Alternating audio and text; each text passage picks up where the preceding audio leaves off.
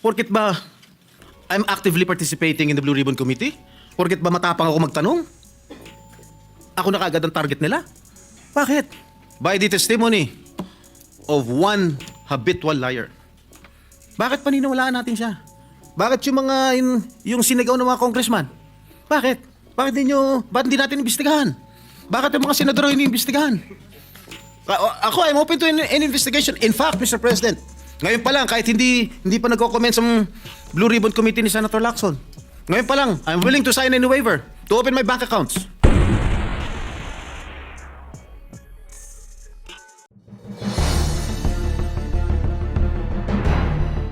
I received a report that Mr. Bryce Hernandez was transferred here from the Pasay City Jail, and it came to as a big surprise to this representation, since we approved that Bryce Hernandez be committed to the Pasay City Jail.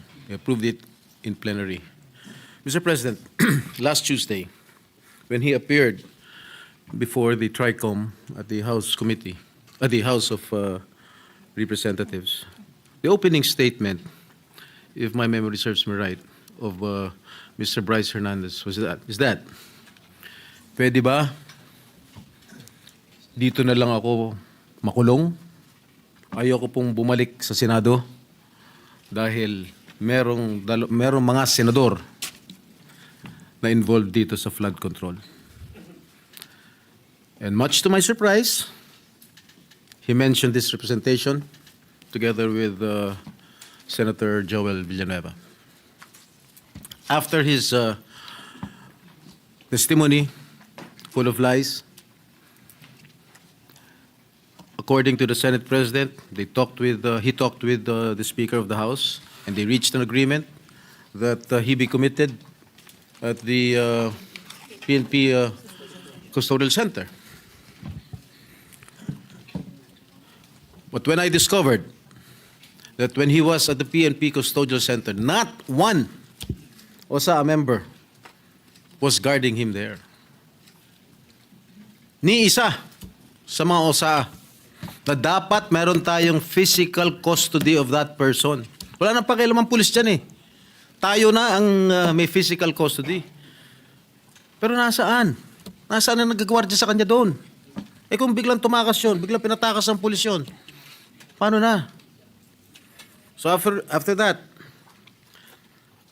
nagdesisyon po tayo here, plenary, that we commit him at the Pasay City Jail. And everybody approved of it. When I made my motion, sinigundahan ni Majority Leader Senator Mig Zubiri, and no one objected. At ang sabi dito, I got hold of this letter from the lawyer of Mr. Bryce Hernandez. Third to the last paragraph. We appeal for this because today there is renewed faith. Ito, September 15, today. Under your leadership, Senate President Soto, and with Chairman Lacson's stewardship of the Blue Ribbon Committee, there is assurance that the Senate will stand not only as a body of discipline, but as an exemplar of fairness. Mr. President, noong Tuesday, sabi ni Bryce Hernandez, ayaw niya rito. Kayo na po ang Senate President noon. Bakit ngayon sasabihin itong abogado niya, there is renewed faith?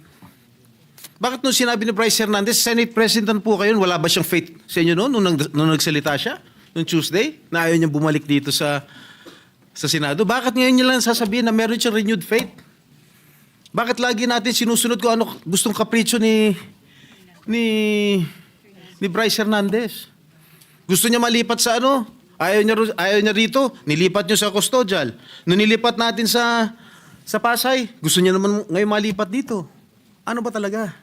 Why are we giving so much importance or credence to this person who is a liar, who is the number one suspect of this corruption, what is happening in our country today? Bakit? Bakit? Meron ba nagproprotection sa House of Representatives? Bakit nung nag-hearing ang Blue Ribbon Committee po, Noong si Congressman Marcoleta pang chairman ng Blue Ribbon. Nagbanggit si Diskaya. Ilang congressman ang involved sa korupsyon. Pagdating ng kinabukasan, hindi na front page, hindi masyadong pinag-usapan. Nung si Bryce Hernandez na, nagbanggit ng 2 senador, front page na kaagad kami. Kahit hindi totoo yung sinasabi niya, na walang basihan. 30% commission daw. Ang putang ina. I'm sorry. Strike out from the record. I'm sorry. The phrase is How can- stricken off the record. How can I demand 30%? What is his basis, Mr. President? Pagkatapos niyan, wala na, kumalat na. Front page na sa lahat ng mga newspaper of general circulation. Lahat na. Masama na kami ni Joel Villanueva. Sa social media, everything, lahat. I've been there. Kaya pinag-iingatan ko pangalan ko. Why should I do such a thing, Mr. President? Why? I will never do such thing, Mr. President. Porket ba I'm actively participating in the Blue Ribbon Committee? Porket ba matapang ako magtanong? Ako na kaagad ang target nila? Bakit? I'm just doing my job as your senator. I have an oath to defend. I want to get all the bad crooks here in the government. That is my duty as your senator, Mr. President. Mr. President, sobra-sobra na. Lahat po kami apektado na.